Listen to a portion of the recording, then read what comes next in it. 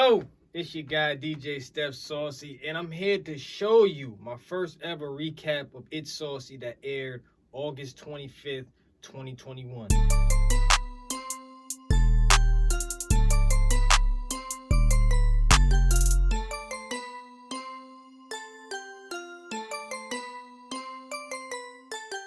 It's been 4 years since we heard damn, man, I just gotta say that to that, man. But you know what, man, Kendrick Lamar, he's back. He's got a new song coming out with Baby Keem this Friday. But just a quick question for the listeners out there.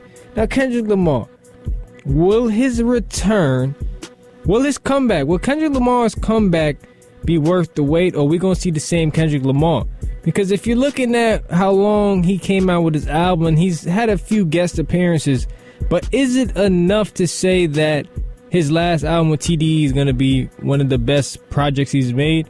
Because where does he go from here? Does he go to his rock sound that he was supposed to come out with, supposedly? What more can he really talk about? We haven't heard any music from him in the pandemic, so it should be interesting to see. Is he still worthy of that top 5 class? Is Kendrick Lamar worthy of top 5? You let me know. See, it's a good thing why I brought that situation up, because I feel like with Kendrick Lamar, you're looking at a guy that has Grammys. You're looking at a guy that has dignity, respect amongst the world when it comes to his music. And then for him to take a hiatus, you know, and also for him to come back, I think it was very important that I mentioned that topic, because it's like when J. Cole does the same thing. These artists that are very underappreciated, they don't follow the trends. They're not with the gimmicks. They're not with the phoniness. They're giving you real rap and true MCs. So I didn't want to say, you know, that he fell off. And I wanted to ask a question.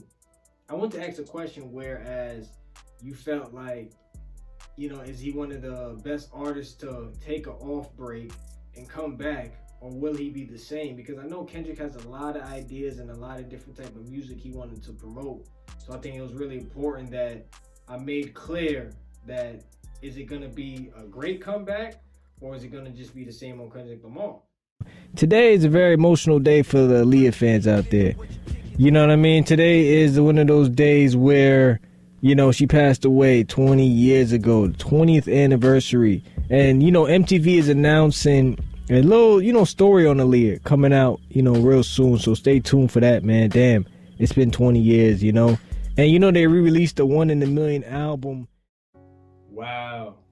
See, when it comes to Aaliyah, man, there's a whole nother feeling, whole nother emotion when you talk about her. So when I spoke about her that night, I, you know, pointed out that it was the 20th year anniversary of her death when she tragically died in a plane crash. And of course, this is an iHeartRadio station, so I want to play one of her songs off her One in a Million album. The song itself, One in a Million, which was significant to the cause of what I was trying to say that night.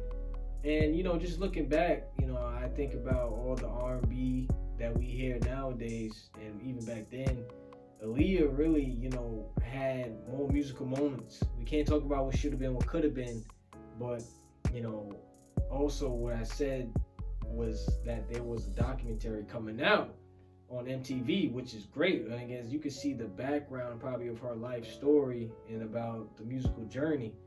But it's unfortunate she isn't here. But her estate also claimed too that there will be another album, all right? The posthumous album, if I'm saying that right.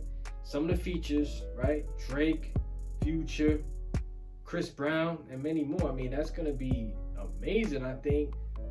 But, you know, it's kind of, you know, questionable. Why 20 years later? And that's why it's still confusing. Like, why 20 years later? Drizzy, what's next? And we don't know what's going to happen next between these two on their beef. My goodness. Kanye West and Drake beef still going. 90.3 WHPC, man. Well, we're going to keep it alive because there's going to be plenty more songs to be talked about with these two. Okay, now, when it comes to these two guys, Drake and Kanye West, I mentioned them previously on last week's show, but this time, it's much different when Drake actually comes out with the diss track. Not his track, but he's featured on Trippie Redd's new album, Trip at Night. The song is called Betrayal, and that kind of really explains everything for itself. But when Drake, says 44, 45, you ain't did shit for me. This shit is set in stone. And then Kanye follows up and drops Drake's address. I was just like, yo, how much more petty could that be? And it ignites a fuel for Drake, because now that we know Certified Lover Boy is coming out September 3rd, will Ye drop Donda 2 September 3rd? He just had his Donda event, and I just want to say that, what's next? What's really gonna happen that ultimately these guys can be face to face, just like how Drake and Meek ended their beef, and Drake just ended a lot of beefs with a lot of different artists, man. Chris Brown, just to mention, Tory Lanez. I mean, so we don't know what's gonna happen between these two, but right now, I would have to say either is winning. And it's been trending a lot lately. The Carters, yeah, your favorite couple, man, Jay-Z, Beyonce.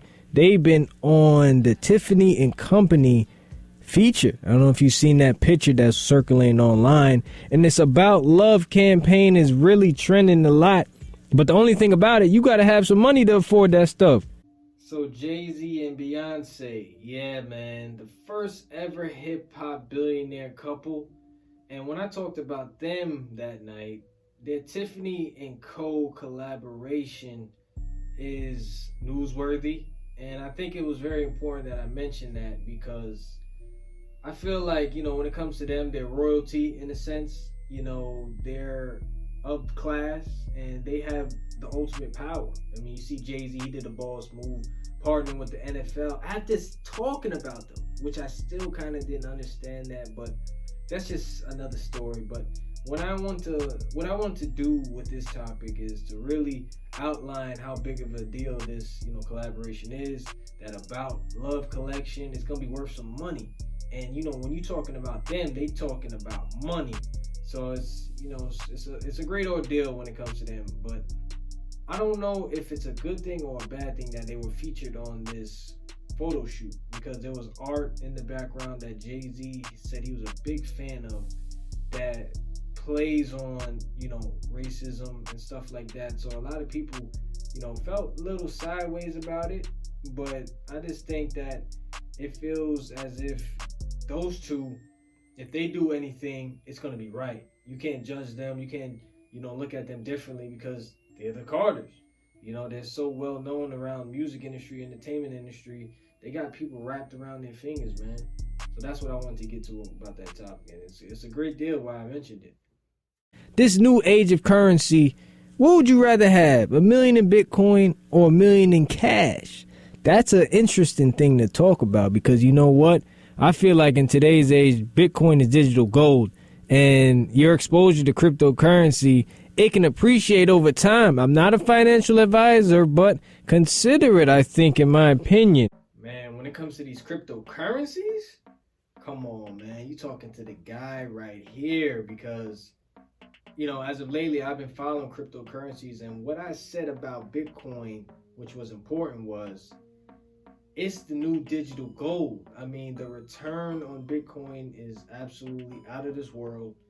And if you look at these cryptocurrencies in general, they're starting to get more exposure, and they're starting to get relatively new retail investors to come in and scoop up some coins. And I think that the process, the blockchain technology, is something for the future. And that's why I raised the question, would you rather have $1 million in Bitcoin or $1 million in cash? Well, cash is always going to be king. We get that. But when banks start to adopt this process, you're going to just be amazed by why I said what I said. Because before, we used to think that making the most money is the greatest thing you can ever do in life. But as times change, as technology changes, there's going to be faster, quicker ways to access your money and transfer your money. And that's the best thing you can have out of life, is to go the quicker route. I mean, it's just amazing how we've seen how far up these cryptos can go. I'm not a financial advisor. I just want to say that, just so you know that. But I see the future, and I just want to talk about that on It's Saucy, as we are a show that mentions not only music, but other trends that go on in life. So, and, if you can attain wealth, why not start, doing it by purchasing assets that build up over time? And I'm all about investing, so that's what really is the most important message of that topic. Thanks for watching. Don't forget to subscribe, hit the like button, comment, and share. We will be back for another week of sauciness.